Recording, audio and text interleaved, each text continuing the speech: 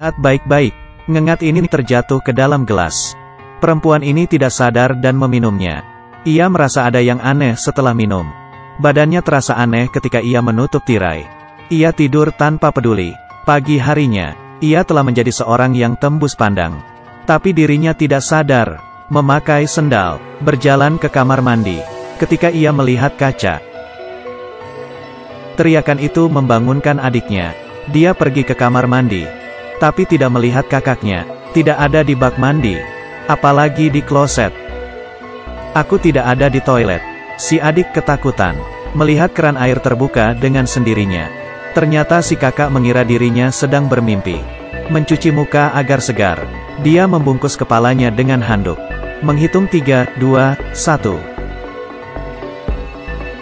Sekarang adiknya semakin takut, melihat kakaknya lari ke kamar. Mengambil handphone untuk menelepon polisi. Adik terhenti, karena jika ia menelepon polisi tidak ada gunanya. Siapa yang akan percaya? Katakan, masalah ini bermula dari, karena semalam seekor ngengat membuat adikku membuat kesalahan, dan ngengat itu melewati uap. Si adik menangkapnya, dan ngengat itu menjadi tembus pandang. Adik sangat takut sampai ia memecahkan toplesnya. Ngengat itu terbang pergi. Adik seharian menangkapnya tapi gagal. Tapi ia terkena lampu, jatuh ke gelas kakak, dan membuat kakak jadi tembus pandang. Tapi bagaimana cara ia bisa kembali normal? Kakak mengenakan rok. Dia hanya bisa melihat pakaiannya saja. Dan ini adalah kungfu. Tubuh kakak juga menjadi tembus pandang. Transparan. Bagaimana hal ini dianggap keren? Ia tidak bisa kabur dari lomba. Tiba-tiba kakaknya muncul di samping adik. Badan mereka tidak berbeda jauh. Ia bisa saja berpura-pura menjadi kakaknya. Mereka pergi sekolah, tapi si adik tidak ada SIM. Akhirnya kakak yang menyetir. Di jalan, menakuti seorang nenek. Sesampainya di sekolah, si adik belajar menjadi kakak. Mengikuti ekskul, si kakak diam-diam pergi ke laboratorium untuk mengambil mikroskop. Riset untuk si adik, tapi terlihat oleh temannya George. Kostum boneka beruang tanpa kepala. George terkejut. Adik menjelaskan kepada dirinya. Sepulang sekolah, banyak yang bersiap pulang. Kakak memaksa adik ikut lomba. Tapi si adik tidak bisa bermain bola sama sekali. Walaupun ia bertanding ia dibantai. Untung si kakak ingat, dirinya dapat membantu. Jadi dengan bantuan kakaknya, mereka mulai menyusul skor. Kemudian, tim si kakak menang. Selesainya mereka pulang untuk membuat penawar. Tapi si adik menemukan melalui mikroskop. Sel-sel di tubuh kakak perlahan menjadi tembus pandang. Sel tidak bisa larut dalam cairan. Sekarang ia hanya bisa mencari cara menetralisir. Butuh 24 jam agar tubuh menyerapnya. Berarti, mereka harus menemukan penawarnya sebelum tengah malam. Atau cairan itu akan diserap tubuh. Dan kakak akan selamanya tembus pandang.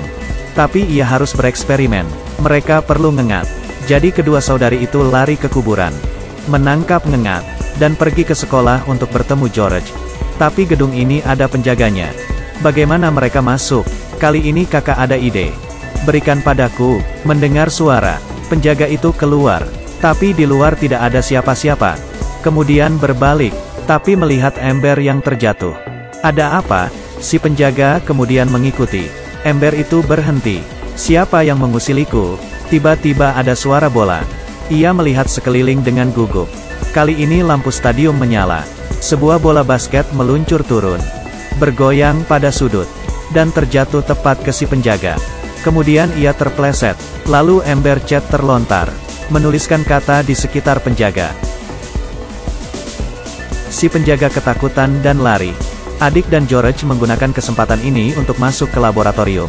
Karena semua ini disebabkan si kakak yang tembus pandang. Tujuannya agar bisa membuatkan penawar bagi kakak. Eksperimen berjalan dengan intens. Ngengat menjadi tembus pandang lagi. Dan bekerja, adik menganalisa cairan penawar. Tapi bahannya terlalu rumit. Dia meminta bantuan teman-temannya. Sembari menunggu. Tapi terlambat. Mereka hanya bisa membuat alat seadanya untuk penawar. 2 tetes. Tidak lama kemudian, mereka mengumpulkan cukup penawar. Kali ini kepala sekolah datang. Kakak tidak peduli akan penawarnya. Ia menjelaskan kepada guru, agar kepala sekolah tidak menahan adik. Ketika kakak meminum penawarnya, pas jam 12, Tubuh kakak masih belum muncul. Adik tidak mau menyerah. Ia merasa kelewatan sesuatu. Kali ini, kakak yang kurang minum setiap malam. Kemarin meminum air yang berisi ngengat. Cairan itu pasti dipengaruhi keasaman soda. Ia membuat segelas lagi. Menyuruh kakak minum. Kemudian kakak mulai terlihat. Dan kembali seperti semula. Ini adalah film Disney. Idenya sangat terinspirasi dari novel. Walau plotnya agak datar. Tapi tidak ada poin kosong. Tapi sekali lagi, jika ada kalian diam-diam saja. Menurut kalian bagaimana?